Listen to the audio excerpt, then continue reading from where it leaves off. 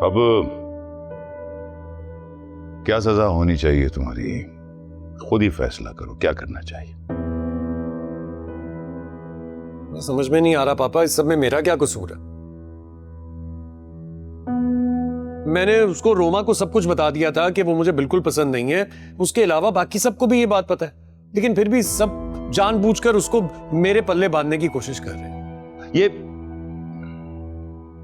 ये राग तुम पिछले 1 घंटे से अलाप रहे हो। कुछ नहीं सुनना मैंने।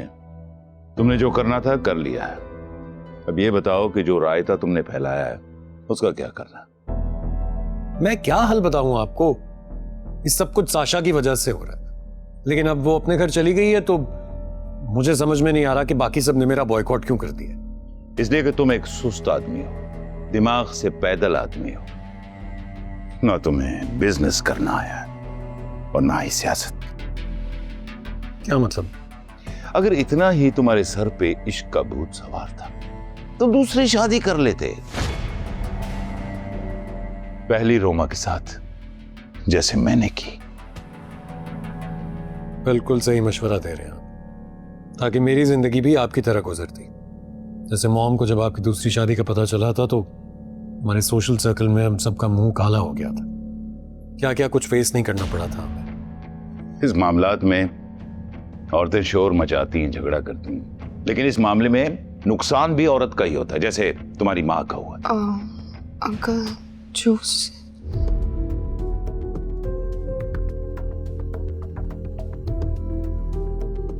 मैं आज जूस पीने नहीं आया हूं। मुझे ये बताओ कि तुम्हारा फैसला क्या है? मैं अपना डिसीजन आपको फोन पर बता चुका हूं। ओके, जिद करने के मामले में तुम बिल्कुल अपनी मां पे गए हो। अगर तुम ऐसा करोगे तो लचक मैं भी नहीं दिखाऊंगा। मैं कल ही वकील को बुला के ऑफिशियली अपनी जायदाद से तुम्हें आग करने का कहूंगा।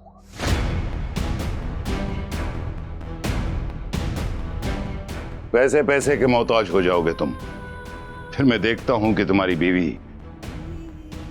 कितने अरसे साथ देती है तुम्हारा।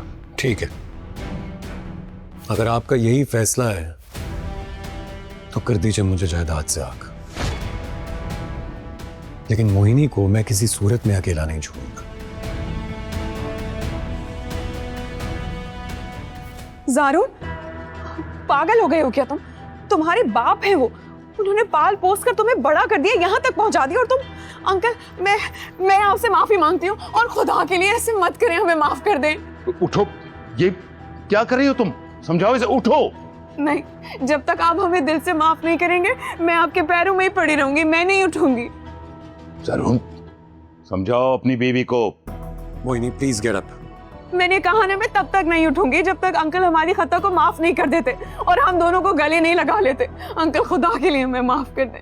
अगर आपने हम दोनों को माफ नहीं किया ना, तो मैं सच बता रही हूँ, मैं फंदा लगा के अपनी जान दे दूंगी, लेकिन ये जिल्लत मैं कभी भी बर्दाश्त नहीं कर सकती। अंकल उठो लड़की, तुम मेरे पैर छोड़ के भी बात कर सकती हो।